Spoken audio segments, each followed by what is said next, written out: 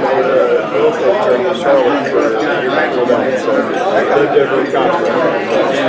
Working on it's one of these things that I have college students in Charlotte and traffic and did all that stuff.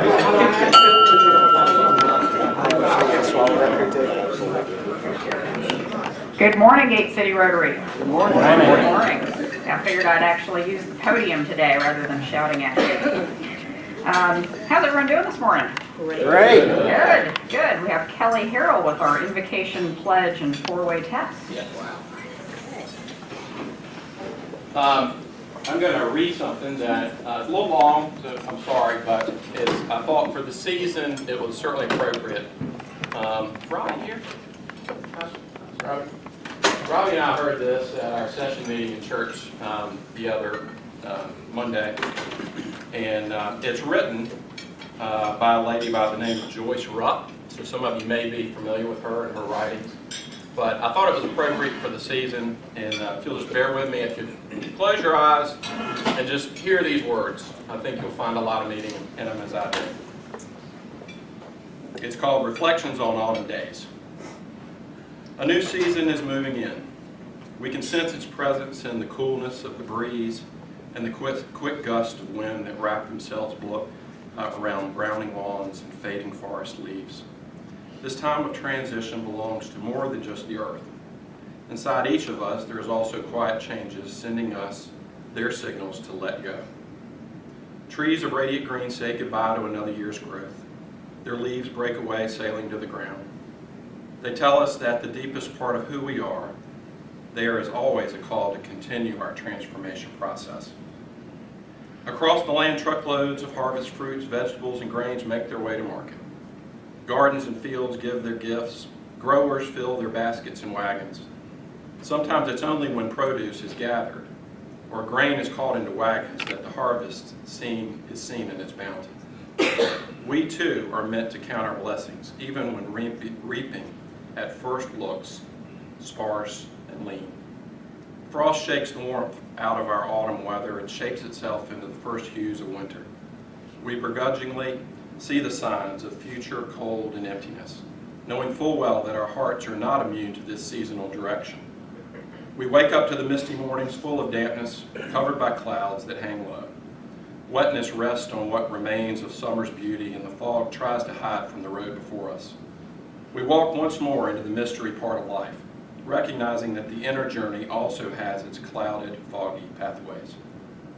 Color enriches autumn days, and the last of lovely marigolds and the visual flowers of rusted oaks and yellow maples.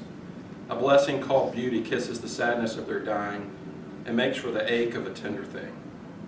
When our own pain is great, we look for beauty and know its soothing respite. Geese are going south, as are all flocks of birds whose hearts leans towards the sun. They are in tune with the inside timing. We need that same gift of inner sensing so that we can be aware of our leaning towards the divine and allow for what is being called forth to the depth of ourselves. Beyond us, in distant places, there are other seasons of the earth and of the spirit. Wars of weapons are mixed with struggles of greed and power. Little children yearn to be fed, and old people dream of days when there was peace enough for all. We are the autumn people. We are always called to be in the process of growing and changing. May our minds and hearts be open to this inner season, which is part of us. May we trust in you, autumn God, who calls us to grow. May we find hope as we enter willingly into the dying that is needed for our transportation. Amen. Amen. Can we stand for the pledge and the four-way test? I pledge allegiance to the flag of the United States of America and to the republic for which it stands, one nation, under God, indivisible, with liberty and justice for all. Of the things we think, say, and do. Is it the truth? Is it fair to all concerned? Will it build goodwill and better friendships? Will it be beneficial to all concerned? Are we doing Rotary Monday? Absolutely. So I was thinking about how For those of you who don't know, we have a member who's very sick, Hal Stansel, and we certainly are in prayer and thoughts and indeed for our member Hal. And just a moment, a Rotary moment with Hal was back at Camp Carefree, building that famous dock out there on the end, too far away from the end of the dock to grab the post. Hal and I find ourselves, everybody else has left and gone up for lunch. And Hal and I are trying to make our way back. Who else was out there in that mud?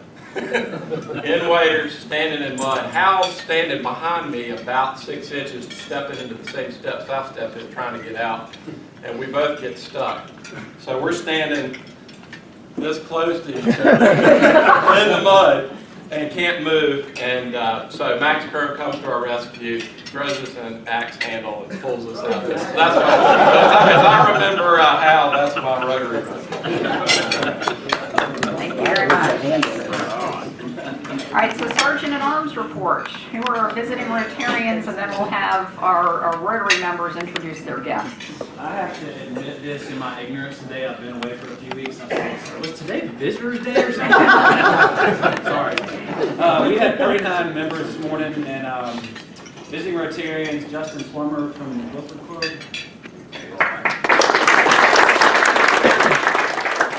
I'm trying to get through this relatively. Chip Person has a guest. John Nossick's son, Tyler, right here. Wonderful. Dennis Marcotte. Have Chris Neal visiting us today.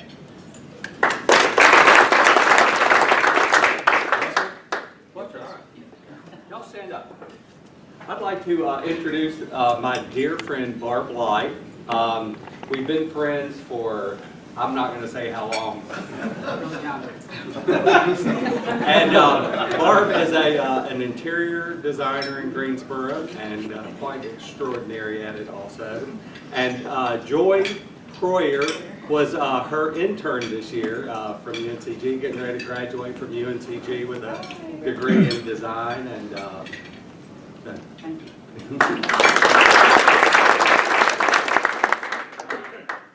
Took a break from golfing for us. Kelly has a guest.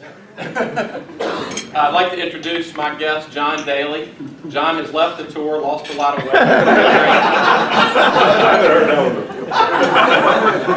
Let all his vices go. Look how good that'll do you. John is one of the owners of Daily 7 Hotels. You probably stayed in one of his family's many hotels in and around the area. Grew up in Winston-Salem, went to Georgia, and he and his wife Rachel live here in Greensboro and are expecting their first daughter in February, right? So welcome, John Daly. All right.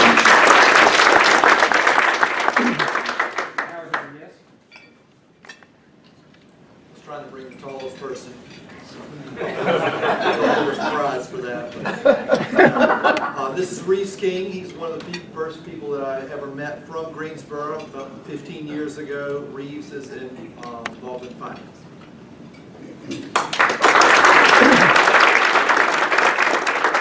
Tom has a guest this morning. Stand up, Michael.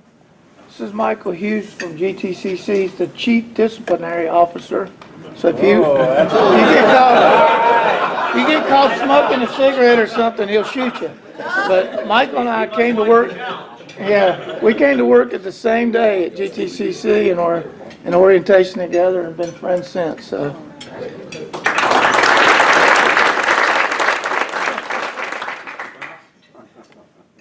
Have returning guests, Steve Holling and Rob Gray. They're going to be seeing Dennis today. They're ready to move forward, I believe. Cool. All right. Dan? Super. I have Phyllis Lancaster and Susan Rizzi with me this morning. They are from Green Valley Wealth Management and taking care of my 401k for as long as I had a 401k. Well,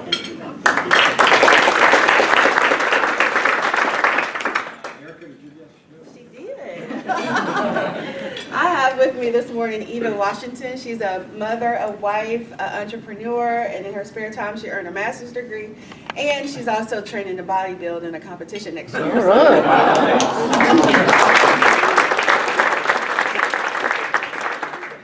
Did I miss anybody? anybody. All right. All right. Thank you very much. Yeah. Did Don Ray get an? John Ray. Listen, he's a charter member of this. Wow. Don Ray.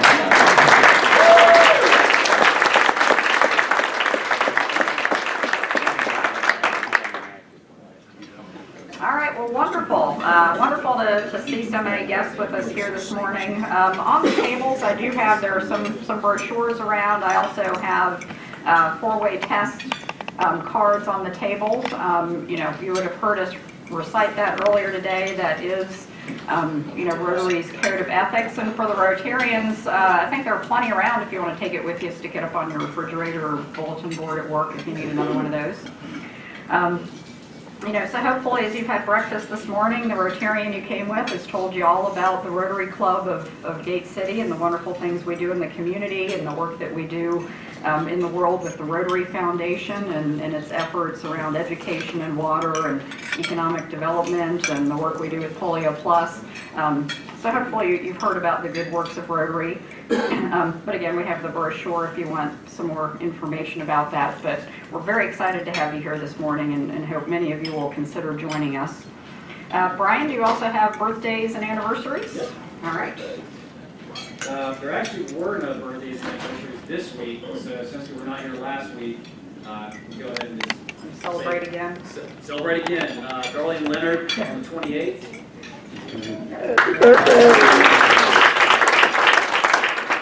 Mr. Kenneth E. Lewis Jr.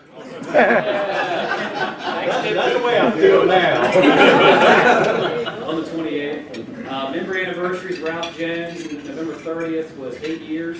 And Cooper Trotter on the same date, 8 years. And then wedding anniversaries, Ralph and Wendy Jones, 10 years on the 26th. All right. 20? Yeah. That's fine.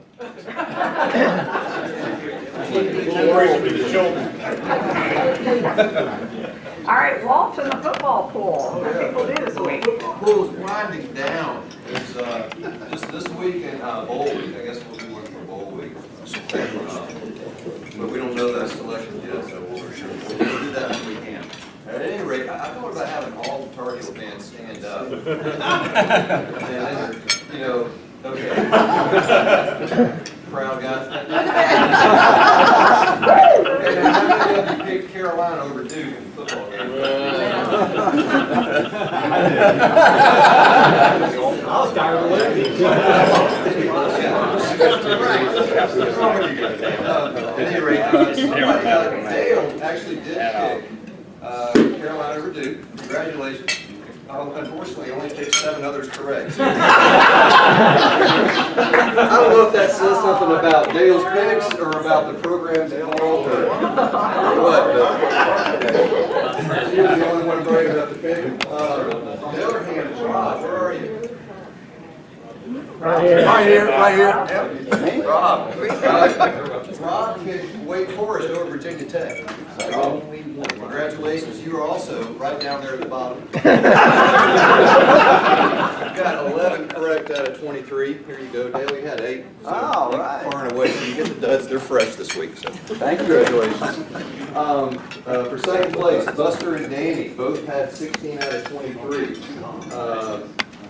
Both picked Dallas, thank God, over New York, and you were exactly the same as far as the points off, 7 points off the total. So we're going to wrestle for it.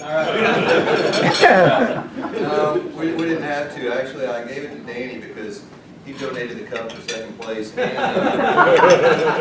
and he picked Carolina also. So, in his futility, congratulations.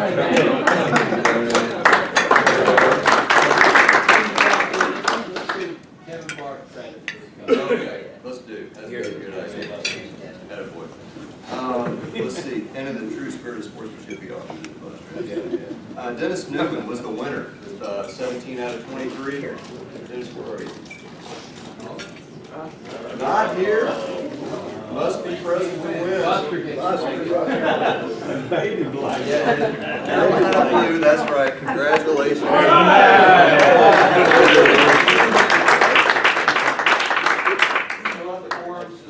Big crying time. right, so yeah, two more weeks, so fill out your forms.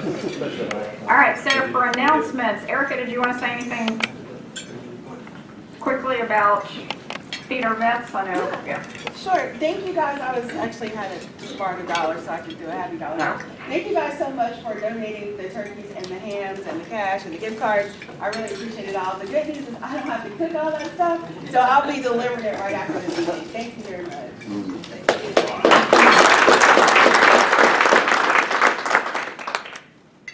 Sure, Chip.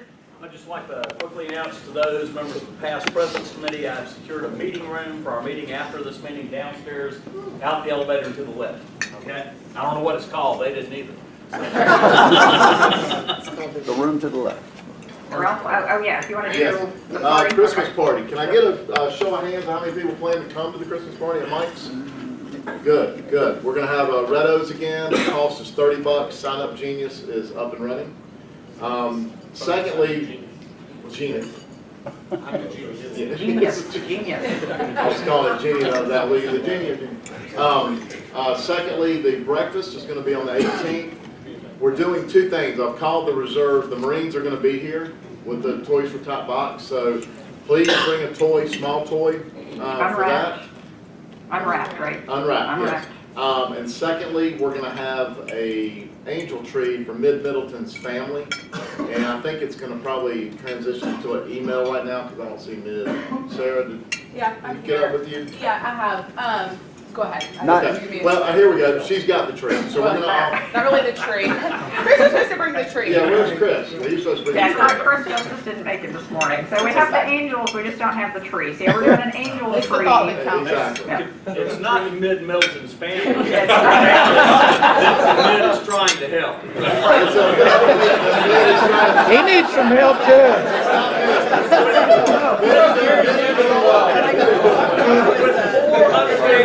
Mid needs help too.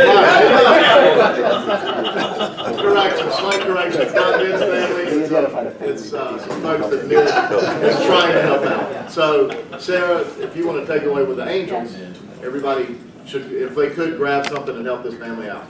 The family, they have 4 children, ranging from 10 to 16, and so 3 girls and a boy. I've written angels that we're just going to tree out. If everyone would take one, there's a variety of different things on here. Some of them I put prices on because Mid's wife was able to provide about what that would be if people want to spend a certain amount. I also checks, if you want to make a donation, then I can coordinate with Mid's wife, get the money to her to make sure that they're buying as well. So I will leave these outside on where you sign in the mornings. Just grab one as you head out. Okay, so to reiterate, the morning of Santa breakfast, bring the toy for Toys for Tots. But also, if you're so inclined and you want to help this family, again, she's now a single mom who left an abusive situation and came to Greensboro with her children, basically with nothing. So, whatever we can do to help this family. So we can pick those up, and I guess whatever isn't picked up today, you'll send out via I'll send out an email, and I Okay. told Mid's wife I would communicate. Okay. The only other thing I have, this is, I just want to make sure everyone's contact information is updated. It's part of our Gold Club requirement, so I'm going to pass this around. It's what's in the database. So some people, you may, on the Google group, you may have a different email, but just however you want it to be tracked in the database, I'll pass this around. If you have any corrections, just mark out what's on here right now. Right, yeah, so by the end of December, we have to have the district database updated with people's contact information. Okay. Steve, you want to talk about Salvation Army bell ringing? Really quick, yeah, it's starting on the 8th, which is next Monday. And we have, I've got a paper sign up. Plenty of people have used the Sign Up Genius, the Sign Up Genie put together. But there are a couple spots left. So I'm going to pass this around with a pen. And if you haven't had a chance to sign up online yet, that's okay. Put it on there. I'll make sure you get on. If you've already got a spot, you just want to take another one, there's only a few left. So please, everyone, just take a look at that. And that's, again, starting next Monday, the 8th. It's going to be right in front of the Great Outdoor Provision Company at the Friendly Center. And if you haven't done it before, you will love it. It's just one of my favorite things all year. So. Could I add something to that, Steve? Oh, sure. Of When course. I went out and signed up, there are single sign-ups on there. It's a lot more fun if you they're ringing with you, so I want to sign up for somebody. That's a great idea. After all the slots are filled up, hop on and fill up with somebody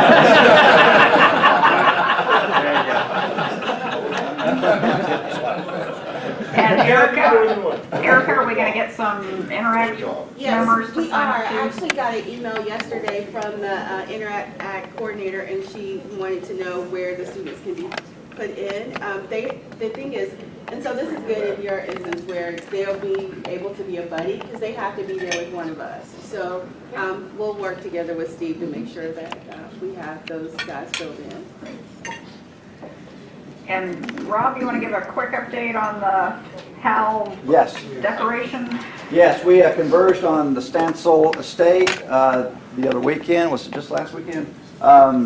And on Sunday, and we put up the lights and had a bunch of people that showed up. Thank you for doing that. Gail and Hal were just blown away. Hal was really moved. We got to see Hal, and he looked really good. I haven't made contact with either of them since then.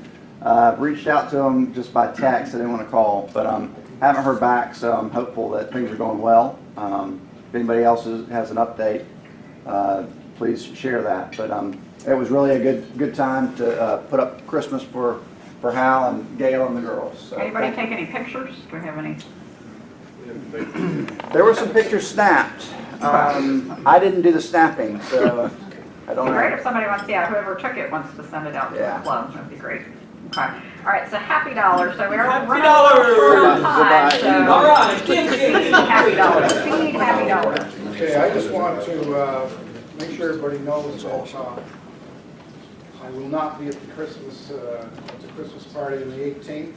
Sue and I are going away on a cruise. I finally convinced her to take a little vacay time, so we're going to go on a Caribbean cruise that week. So we'll be thinking about you.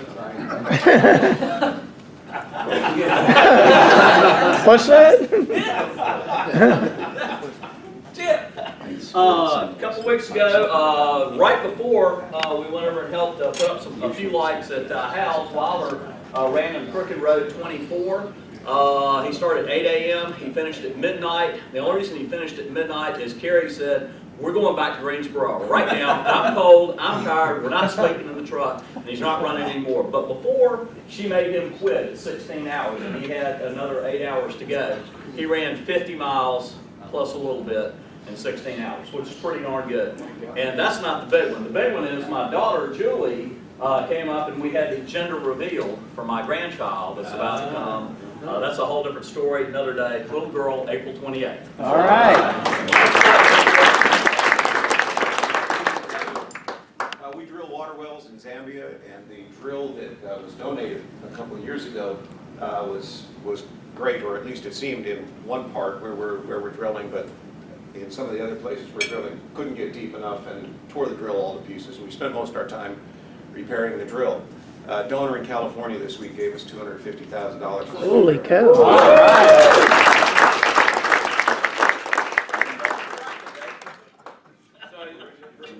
I sent out the email, was that yesterday, 2 days ago, yesterday? But I still do have a few things left for Seth's Robotics. I do want to just say thank you for everybody that has already supported the robotics team, not just through this fundraiser, but last year there were several donors as well. We really appreciate it. They're gearing up. We're 6 weeks away from kickoff, and it's going to be another great season. So if you do want anything that I sent out in the email, I do have plenty left, and we can always get more, but we definitely appreciate it. Jonathan, I just want to say, we will take a check or credit card for all your Happy Dollars that you're going to be sharing with us today. Well, we Go ahead. We we were in the paper a couple times, but it's always deeply meaningful to me to see so many new folks come to the Lighted Christmas Ball Workshop, and released 300 new lighted balls out into the wild last Saturday, and that's always a special time. I've never ceased to be amazed in North Carolina, which is a wealthy state, and Guilford County, city of Greensboro, that 1 in 4 children in Guilford County under age 5 does not know if he or she's going to have breakfast this morning, or lunch, or supper tonight.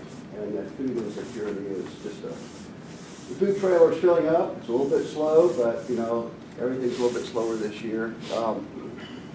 The thing that really has moved me this week is that granddaughter Avery Ayers, who just turned 8, last year when she was 7 years old, she went with her mother to the Salvation Army warehouse in Greenville, South Carolina.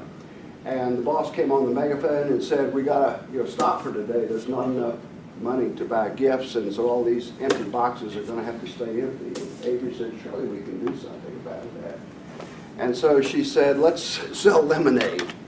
And her mother said, you know, that won't fly in the winter. And she said, well, we can make Christmas ornaments. And so she made these little clay, not really clay, but you mix salt and flour and water, and you roll them out, you bake them, and then you paint them, and they're like clay. And this little kid suggested a $10 donation, and she and her little cadre of friends raised $4,000 last year.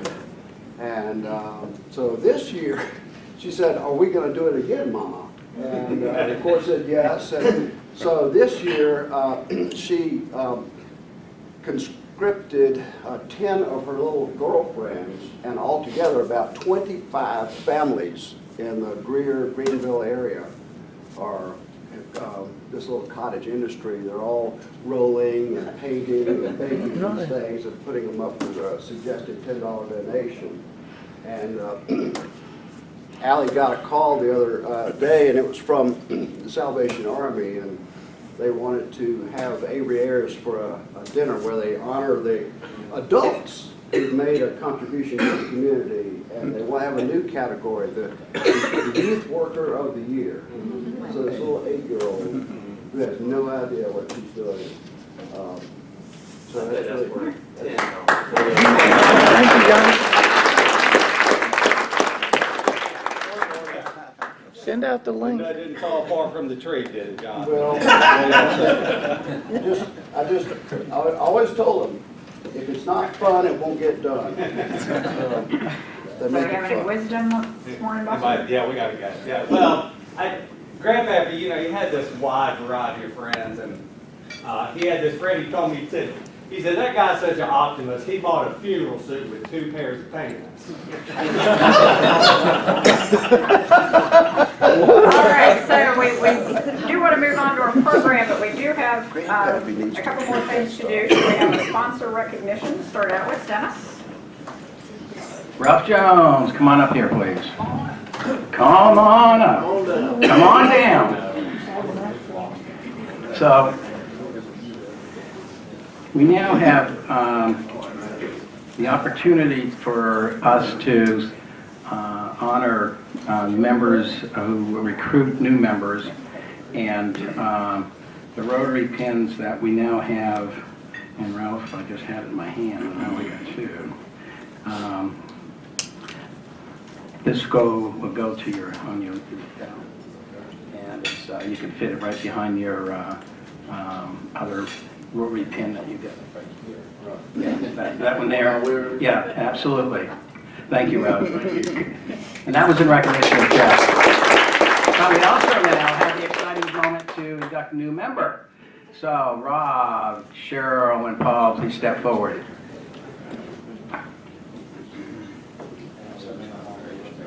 Yes, sir. Here's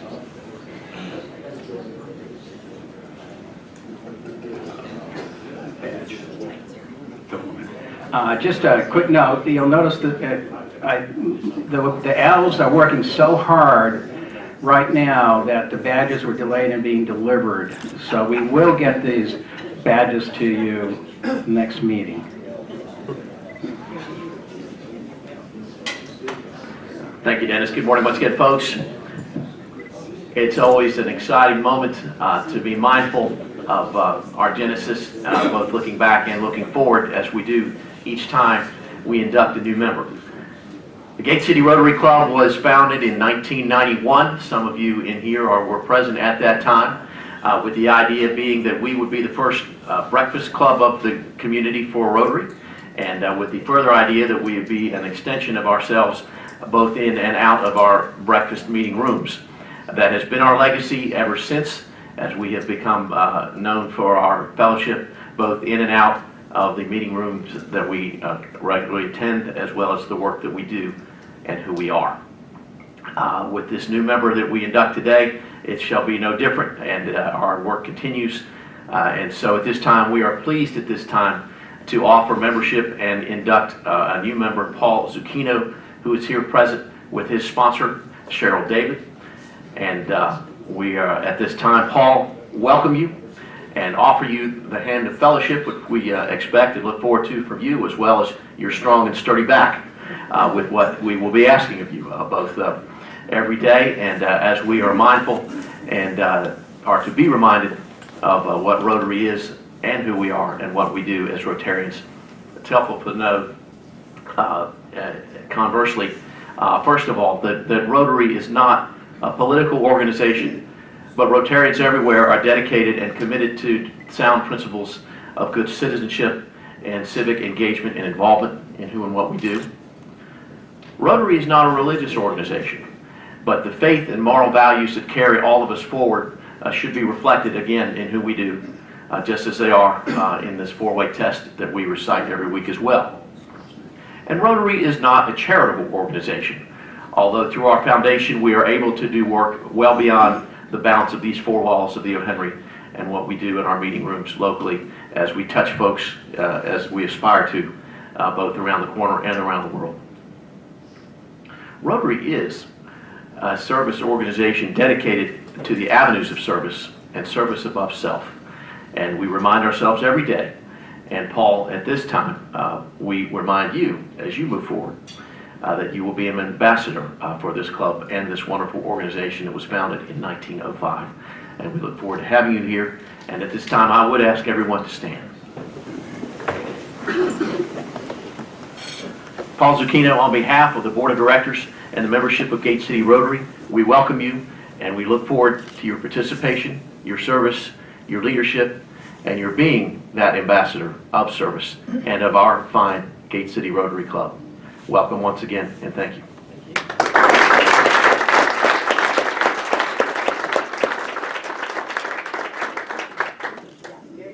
Can I reach up there, he said?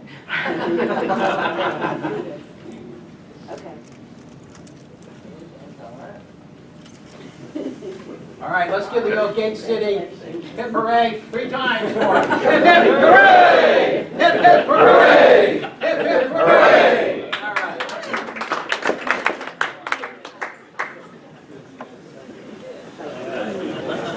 I have a very long introduction for Doug, but in order to keep going with time, I'm going to email everybody Doug's resume. And also, just to let you know, Doug has been to Normandy how many times?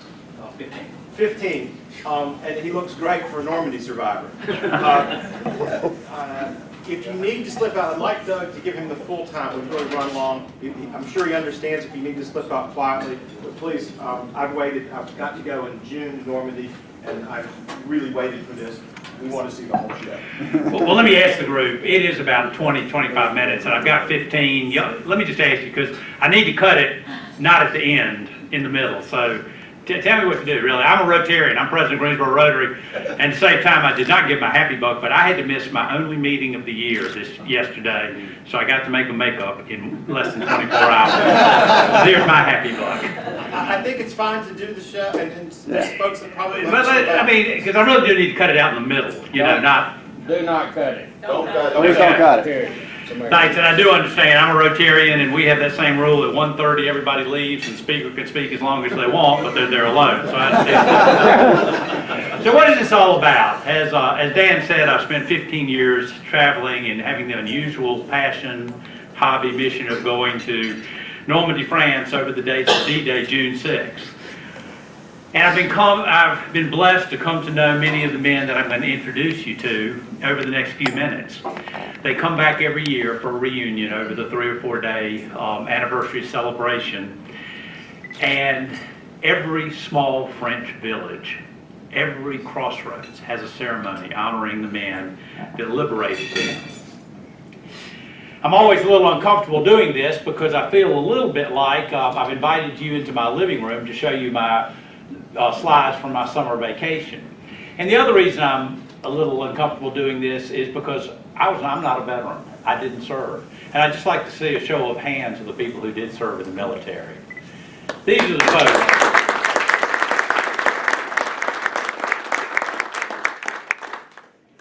People often say it's a wonderful thing you do, and I try to turn it around. No, it's the wonderful thing the people who served in our military did, and that's who we need to honor, and thank you for applauding them. So over the next few minutes, I'm going to try, in a few words and stories, to convey what I've seen over those 15 years, and to try to do justice to the service, the patriotism, and in some case heroism the men I'm going to introduce you to demonstrated. Most of us have a sense of history of what happened on that day, June 6th. 156,000 men went to Normandy by air and by sea. Think about that. That's half the population of Greensboro being put on an airplane or a boat and moved across the English Channel in one day to invade Nazi-occupied France. That single day would cost the lives of 10,000 men, 6,000 of them Americans, 3,000 of them British, 1,000 Canadians.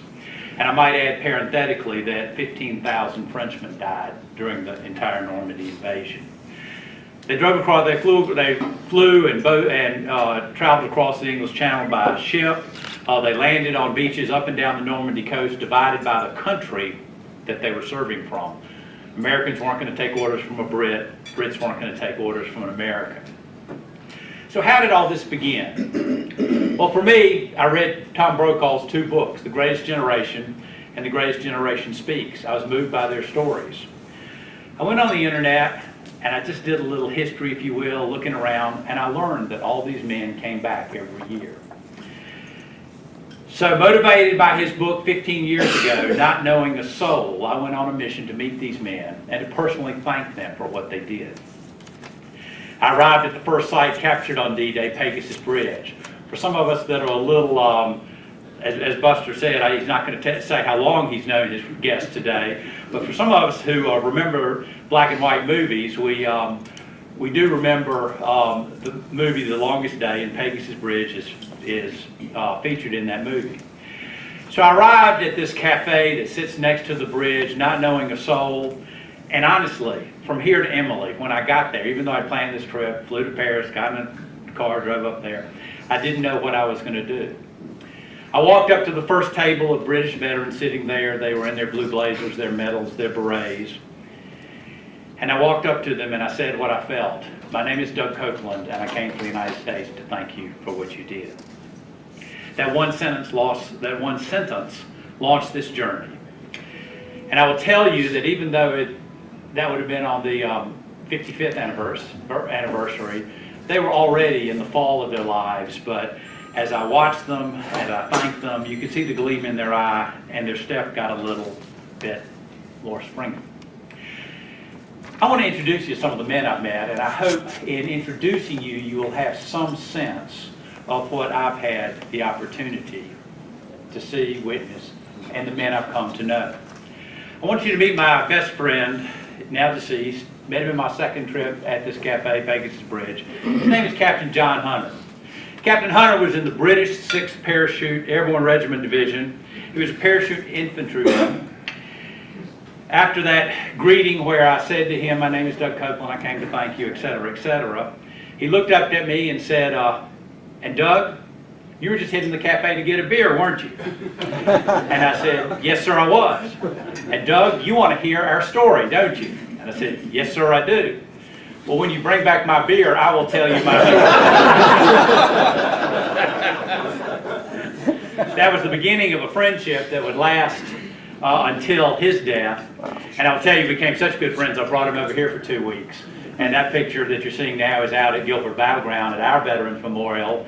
I had everybody I knew that had fought in World War II over to my house for 3 nights. I learned that if you fought in World War II, you drink hard liquor. You don't drink and I would just trust me, with liquor and mixers, I was unprepared for the first night. Anyway, the second year I came back, third year, I met John in the cafe again, and I was actually headed back to Paris. He said, Doug, what are you doing? He said, well, I'm headed back to Paris. He said, no, you're not. I brought my car over this year, and I want to take you around and show you the progress of my battle. And I said, well, Captain Hunter, I wish I'd known that before I bought you 2 beers. He said, Doug, it's okay, I had 3 before you got here. And of course, he's a Brit, so his steering wheel is on the right-hand side. In France, they drive the same way we do. I'm sitting on the passenger side with the drunk 75, 80-year-old Brit. And I'm on what's our driver's side watching these cars come at me. And more than once, I tried to hit the brakes because I'm in the driver's seat for us. Anyway, John took me around and showed me the progress of his battle. He found the foxholes that he had dug back when. And obviously they're this deep now, but they're still there. It's fascinating. He then took me to a church cemetery. And he said, Doug, what do you notice about these headstones? And I looked at them. And I saw they all had the same date of death. He said, what else did you notice?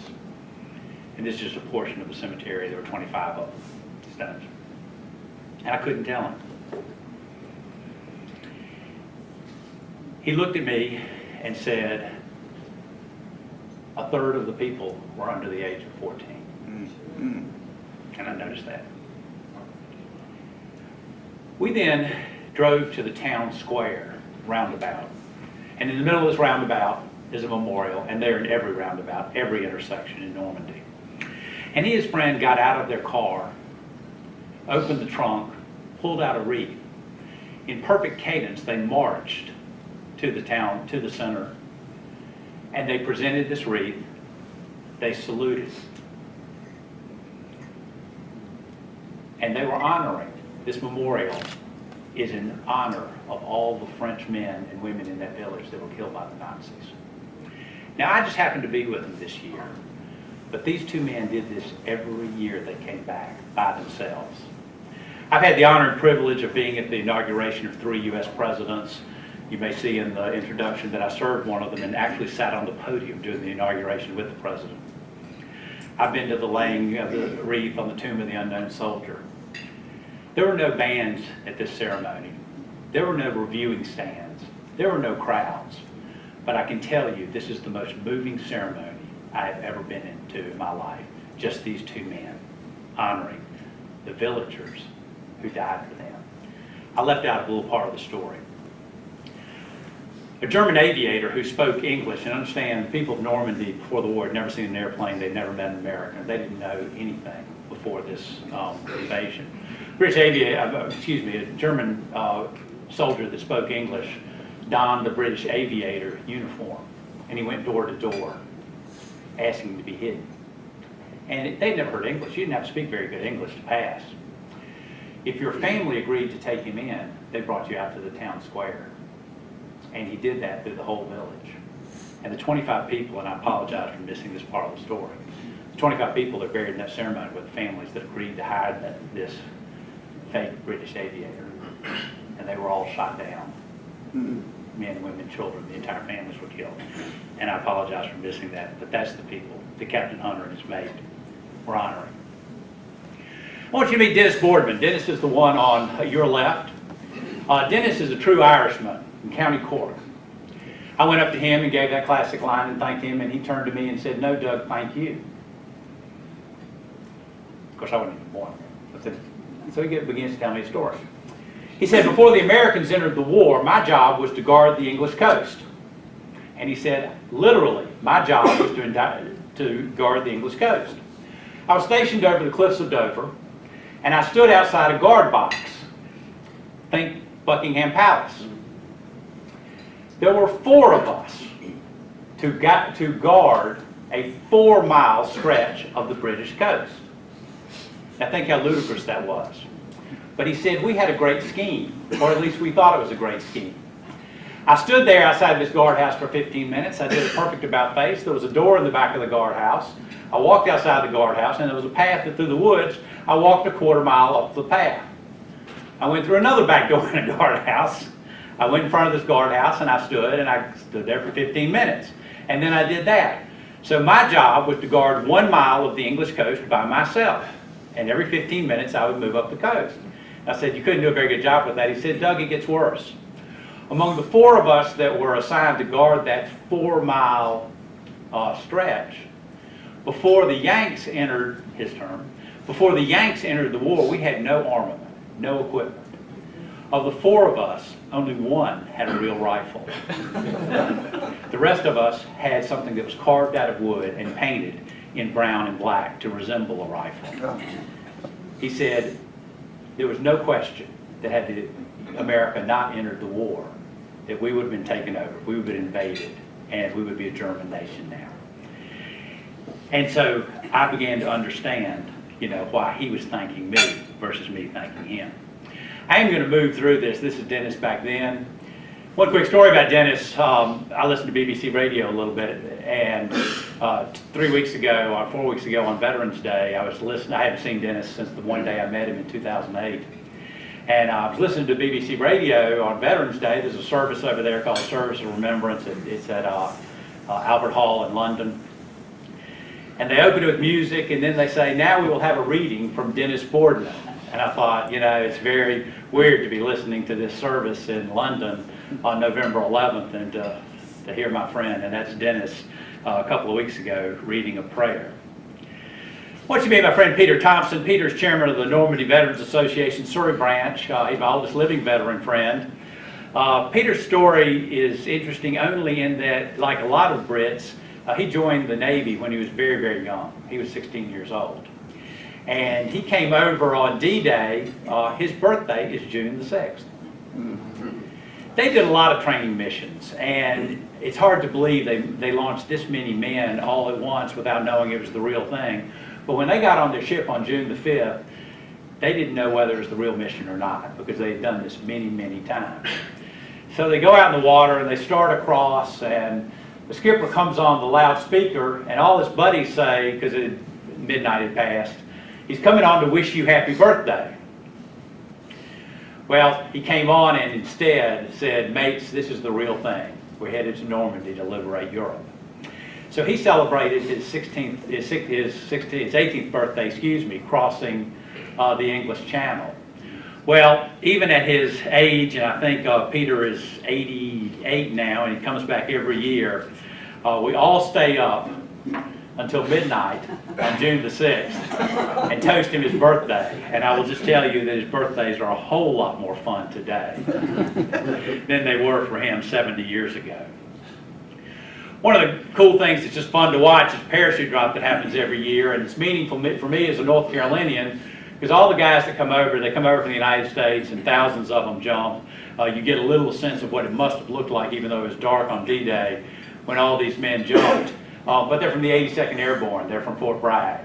And so when they come up and gather and speak with us, it's just fun to be a North Carolinian over there.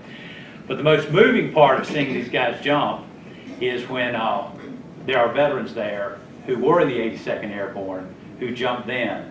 And to see a current soldier from Fort Bragg being greeted by a soldier that landed on D-Day is something you really have to see to experience and understand. It's very, very moving, because they have a bond that I can't even begin to appreciate.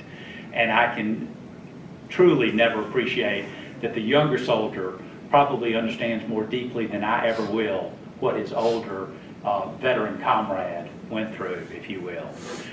If you've been to Normandy, and how many have been to Normandy, been to the cemetery? So I see 5 or 6 people have been. If you've ever been to the cemeteries, it is truly moving. There is not a more pristine piece of landscape.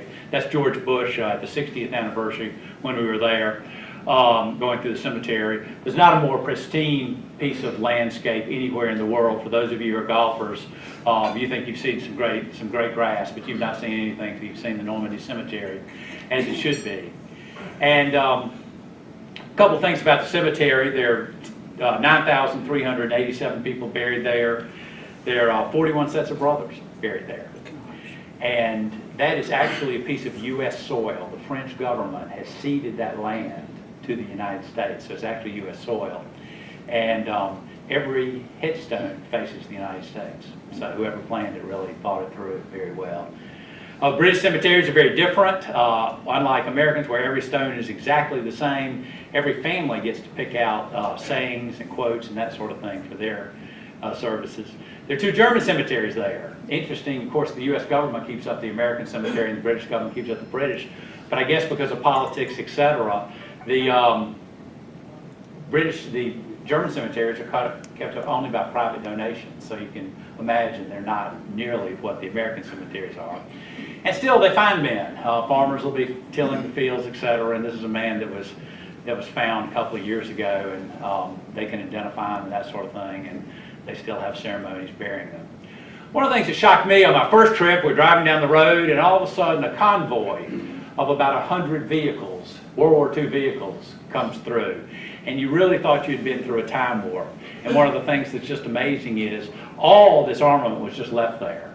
And the French, used it for farm vehicles, whatever. But over time, as the ceremonies began, they didn't begin until 20, 25 years after D-Day, because obviously the veterans were home raising families, not wanting to remember some of the things that happened. But I've probably seen, and I know this is going to sound like an exaggeration, 10,000 World War II vehicles that have been restored, and they have these reenactors. The odd thing about the reenactors is, though, that just if you think about our Guilford Battleground and how we reenact that every March, if you will, and half the troops are American, half the troops are British, well, all these troops speak either Spanish, Italian, or French, and it's just very odd to see a regiment of American soldiers sitting there and they don't speak a word of English. Greensboro has a play, if you will, a part in it. For those of you who were around then, you know that ORD was a part of, that's the Ordnance Replacement Depot, so there were a tremendous number of people that came through here. There were 40,000 soldiers stationed here at any given time, and 333,000 servicemen came through this area. I'm going to skip a lot of statistics about what size the camp was here, but I will share this. I was in a French villager's house one night, and he was entertaining the troops that had come back, the Americans that had liberated his village, serving us dinner, etc., and we're in his living room.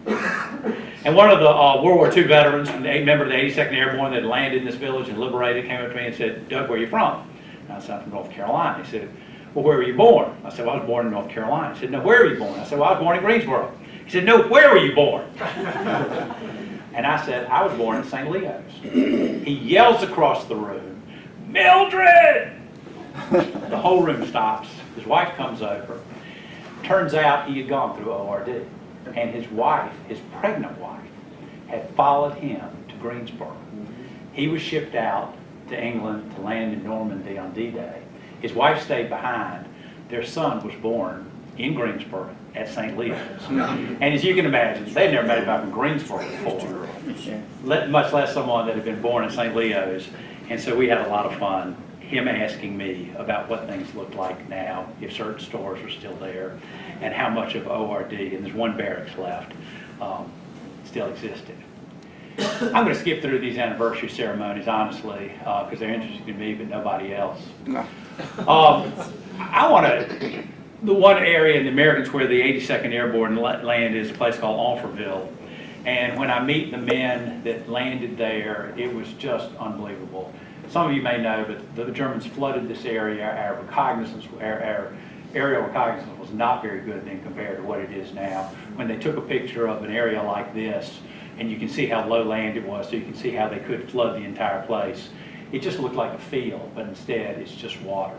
And about a third of our troops landed in this water because they've got 60 to 80 pounds of equipment on there, and they didn't weigh like we do today. You know, they just weighed a little bit over 80 pounds. And they just couldn't get out. So many of them were killed. But it's been phenomenal to meet these men. There are no John Waynes here. There are no people. They're the most modest group of people I have ever met. To a man, they're humble. They're grateful for the life they've led. And they absorb the thanks of these French villagers very, very graciously. And it's just been a tremendous experience.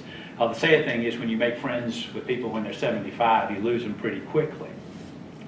I do want to share one or two stories. I've shared some stories about some of the Brits, but I want to share stories about one American and one French person, if I will. And these are just from various years, various slideshows. And again, I apologize for rushing through it so much. But the bonds these American veterans have made with the French villagers is truly something that you can never experience. This is a Frenchman's barn that he's actually engraved the names of all the men that liberated his village on the side of the barn. Once you meet Jack Schlegel, Jack was actually born in Germany and immigrated to the United States in the early 1930s as a child. He comes back every year he landed in D-Day. He landed on D-Day in a field, was completely lost.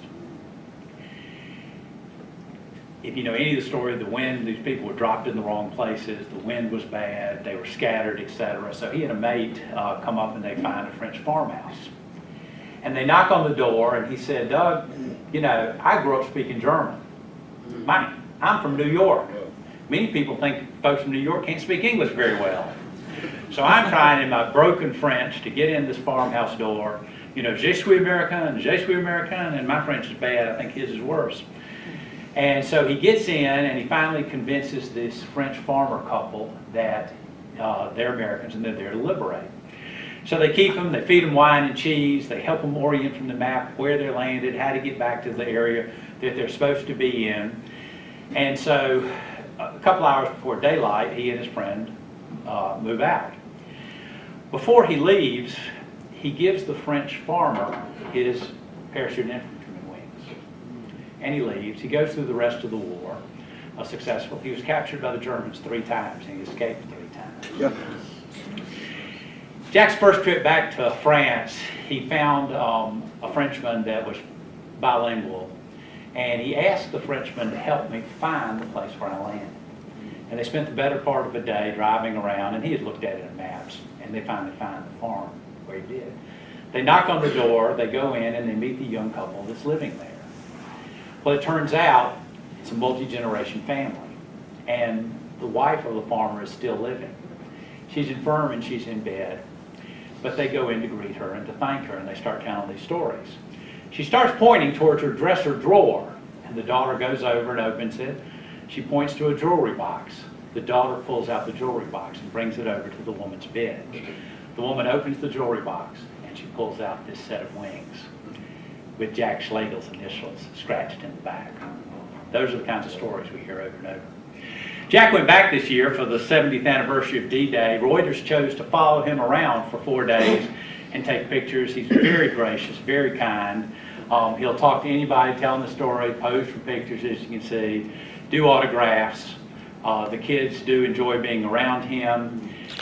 He was at the ceremony for the 70th at D-Day, and he sat, if you look just to the president's on your right, that's him in his hat. His face is butting right up against Barack Obama's in the picture here.